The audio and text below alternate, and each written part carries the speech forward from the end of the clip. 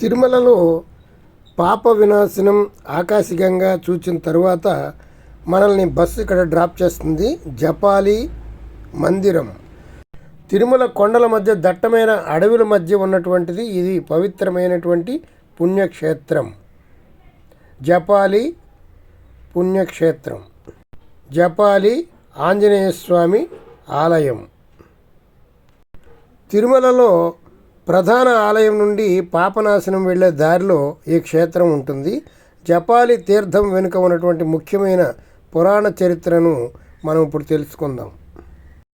పురాణాల ప్రకారం జపాలి అనే మహర్షి గొప్ప సిద్ధుడు. ఈ ప్రశాంతమైన అటవీ ప్రాంతంలో తీవ్రమైన తపస్సు చేశాడు. ఆయన తపస్సుకు ప్రసన్నుడైనటువంటి శ్రీరాముడు హనుమంతుడితో కలిసి ఆయనకు ప్రత్యక్షమైనట్లు చెప్తున్నారు. జపాలి మహర్షి తపస్సు చేసిన స్థలం కాబట్టి ఈ ప్రాంతానికి జపాలి తీర్థం అని పేరు వచ్చింది. ఆంజనేయ స్వామి అవతారం. స్కాంద పురాణంలో వెంకటాచల మహత్యం ప్రకారం రుద్రుడి అవతారమైన హనుమంతుని దర్శనం కోసం జపాలి మహర్షి జపం చేశాడు. ఈ ప్రాంతంలోనే హనుమంతుని బాల్య రూపం వెలిసిందని, ఇది అత్యంత పవిత్రమైన హనుమాన్ క్షేత్రమని చెప్తారు.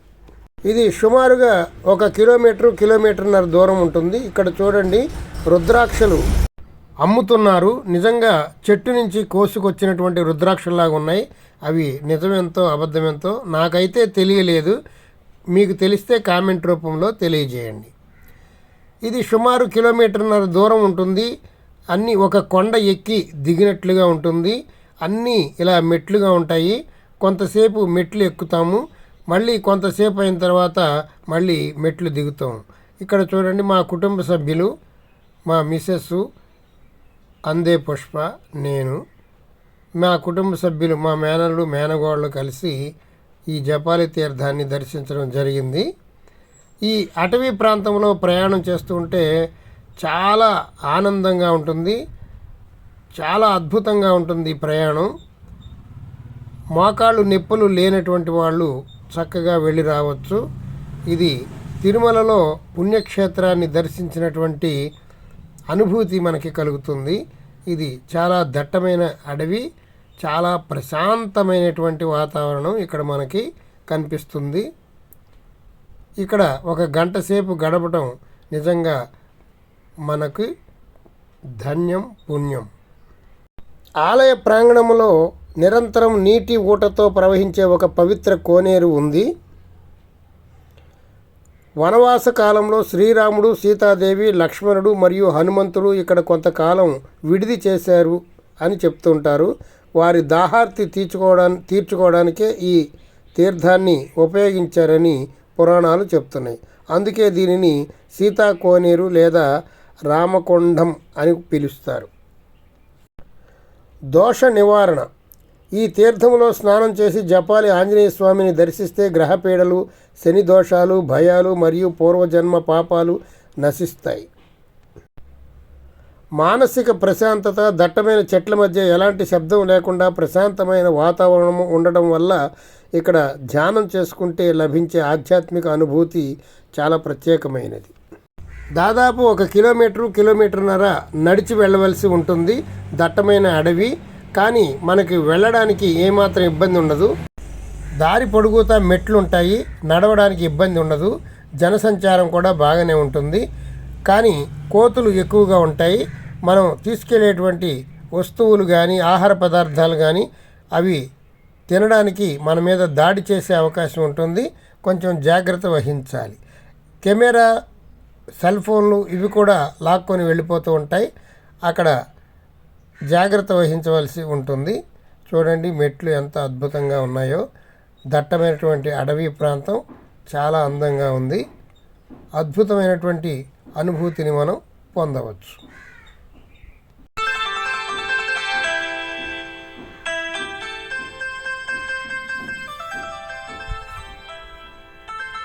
అవిగోండి కోతులు చూడండి, అవి ఆహారం కోసం మనుషులు వెంట పడుతూ ఉంటాయి.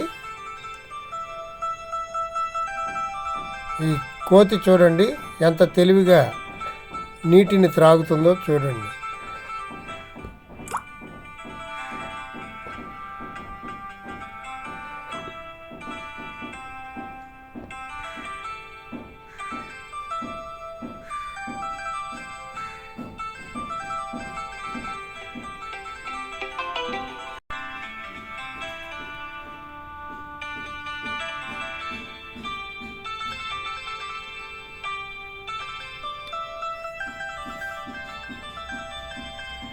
ఇక్కడ నడుస్తున్నంతసేపు చాలా ఆనందంగా అనిపించింది. నడిచినట్టు కష్టమే అనిపించలేదు. ప్రశాంతమైనటువంటి వాతావరణంలో మనం జన సందోహంలో వెళ్తూ ఉంటే చాలా ఆనందం అనిపించింది. ఇది చాలా దట్టమైనటువంటి అరణ్యం.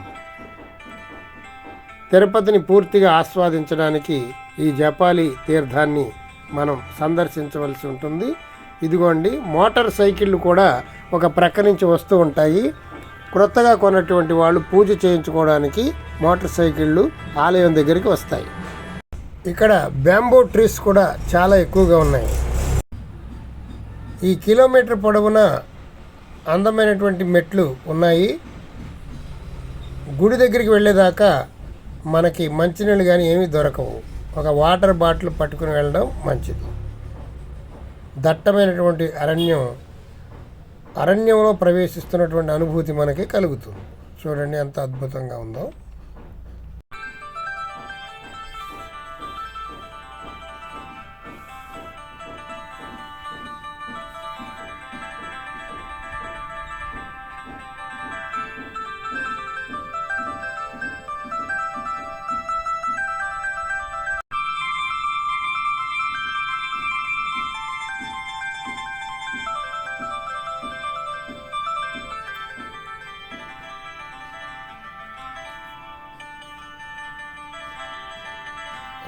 హనుమంతుని టెంపుల్కి సుమారు దరిదాపులుగా వచ్చేసాము. ఇక్కడ కొంచెం రహదారిలాగా ఉంది, మెట్లు ఉన్నాయి. ఇక్కడ వాతావరణం చాలా అద్భుతంగా ఉంది. ఇదిగోనండి, ఇదే జపాలి తపస్సు చేసినటువంటి పుణ్యస్థలం, హనుమంతుని యొక్క ఆలయం.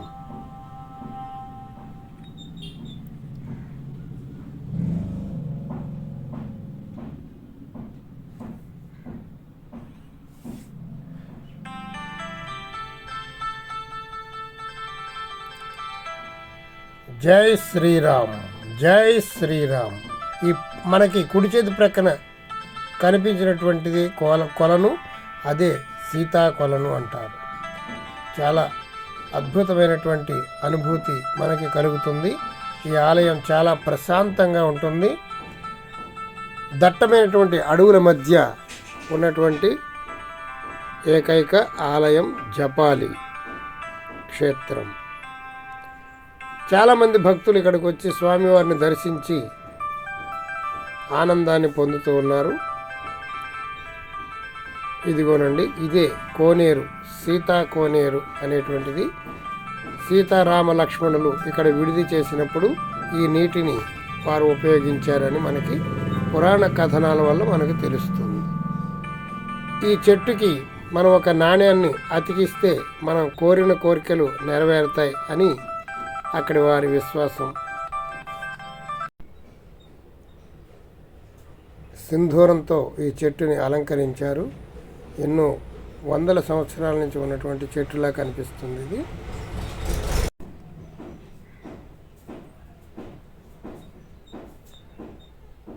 దర్శనానికి జనమందరూ లైన్లో నుంచున్నారు. ఆంజనేయ స్వామి దర్శనం అయిన తర్వాత మనం మళ్ళీ బయటికి వచ్చేస్తాం. మళ్ళీ వెనుకకు 1 కిలోమీటర్ నడుచుకుని వెళితే అక్కడ మనకి బస్సు అందుబాటులో ఉంటుంది. అక్కడ నుంచి వేణుగోపాల స్వామి గుడికి వెళదాం రండి. ఈ వీడియో మీకు బాగా నచ్చిందని భావిస్తున్నాను. ఒక లైక్ చేయండి. మా పురాణామృతం ఛానల్ని సబ్స్క్రైబ్ చేసుకోండి. మరిన్ని మంచి వీడియో